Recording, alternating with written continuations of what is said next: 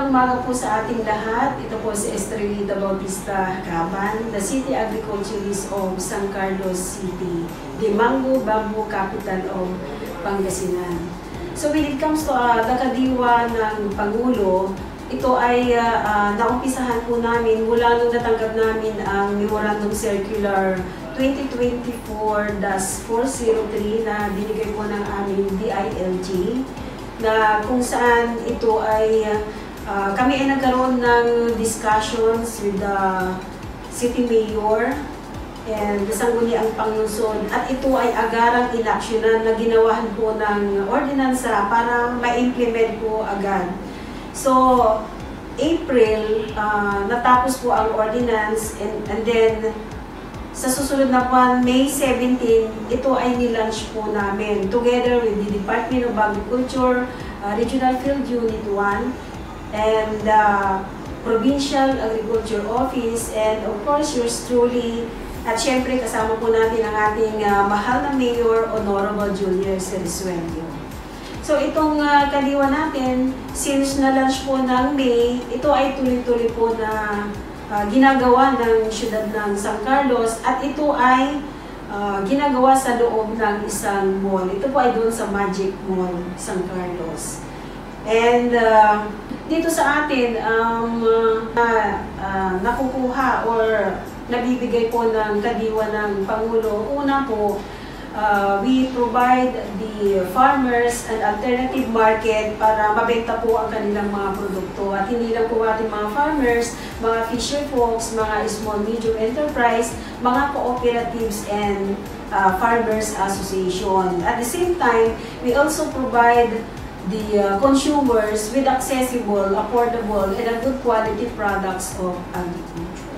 Ang araw sa pinagpalang bayan ng Manawag, nag-umpisa po ang kadiwa through the project of the President downloaded to the province support through the Office of the Provincial Agriculturist, and also bumaba po sa local government. Maganda po ang project na ito. Why? Because ang presyo po ay mababa, at saka yung produktong yan ay produkto na galing sa iba't ibang bayan at iba't ibang barangay dito sa Pangasinan. Malaki po ang tulong ng kadiwa ng Pangulo, kasi ngayon every third Wednesday of the month ng buwan, kami po ay nagkakadiwa dito, at hinahanap-hanap na po yung mga tao. Yung mga tao ngayon sa Manawag ay parang alam na nila yung araw ng kadiwa namin, at pinapatronize nila itong project ng Pangulo through the local government, PLGU at MLGU. Maganda po ang project na to. It serves and benefit my farmer. It benefits the townspeople of Manawag.